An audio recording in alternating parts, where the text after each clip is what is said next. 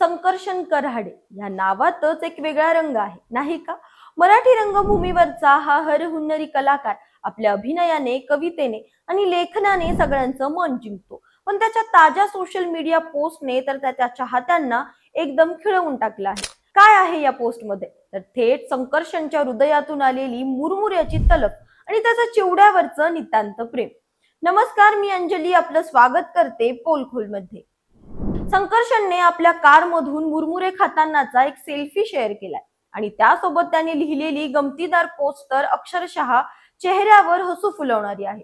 तो म्हणतो, आपण तुझ्या लग्नात हुंडा मागू, आयुष्यभर पुरतील इतके चुरमुरे, मुरमुरे आणि पोह्यांचे पोते द्या, असं त्याचे बाबा लग्नाआधी गमतीने म्हणायचे. आता हे ऐकून हसू येतं, पण संकर्षणचं मुरमुऱ्यांवरचं प्रेम कळालं की तुम्हालाही त्याची तलफ होईल.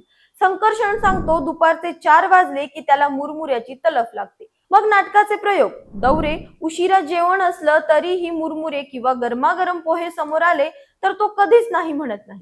आता ही तलफ काही आजची नाही, तर लहानपणापासूनची आहे. तो सांगतो, शाळेत असताना त्याच्या चड्डीचे खिसे आतून पिवळे व्हायचे, कारण सायकल चालवता चालवता तो खिशात भरलेला मुरमुऱ्याचा चिवडा खायचा आणि खिशाच्या तळाशी जे मोहरी आणि मीठ लागलेलं असायचं त्याची चव तर काय कमाल. संकर्षणच्या घरात हे मुरमुऱ्याचं प्रेम म्हणजे जणू अनुवंशिक आहे. त्याचे बाबा रात्री मॅच पाहताना मुरमुरे खातात आणि त्याची 3.5 वर्षाची जुळी मुलंही बाबा चिवले खाऊ असं म्हणत ताव मारतात.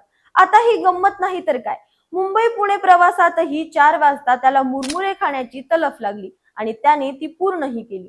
पण खरं सांगायचं तर संकर्षणच्या या पोस्टमुळे आपल्याला आपापले लहानपण आठवतं, नाही का? प्रत्येकाच्या आयुष्यात असा एक पदार्थ असतो जो खाल्ला की थेट लहानपणात पोहोचतो. कधी वडिलांच्या हातचा खमंग भडंग, कधी आजीच्या हातचे लाडू, तर कधी आईच्या हातचे गरमागरम पोहे. संकर्षणचा हा मुरमुरे प्रेमाचा प्रवास आपल्याला सांगतो की आयुष्यातल्या छोट्या छोट्या गोष्टींमधूनही खूप आनंद मिळतो. मग तो रंगभूमीवरचा हाऊसफुल प्रयोग असो, कवितेचा रसाळ आविष्कार असो किंवा कार मधून मुरमुरे खातानाचा सेल्फी. संकर्षण जसं आपल्या कलेने सगळ्यांना खिळवून ठेवतो, तसंच त्याच्या या गमतीदार पोस्टनेही सगळ्यांना आपापल्या आठवणींच्या गल्लीत फिरवून आणलं. तुमचा असा कोणता कौटुंबिक पदार्थ आहे जो तुम्हाला लहानपणापासून आवडतो किंवा त्याची तलफ तुम्हाला कधीही लागते? कमेंट मध्ये नक्की सांगा. अशाच माहितीपूर्वक व्हिडिओसाठी आमच्या चॅनलला लाईक, सबस्क्राईब आणि शेअर करा.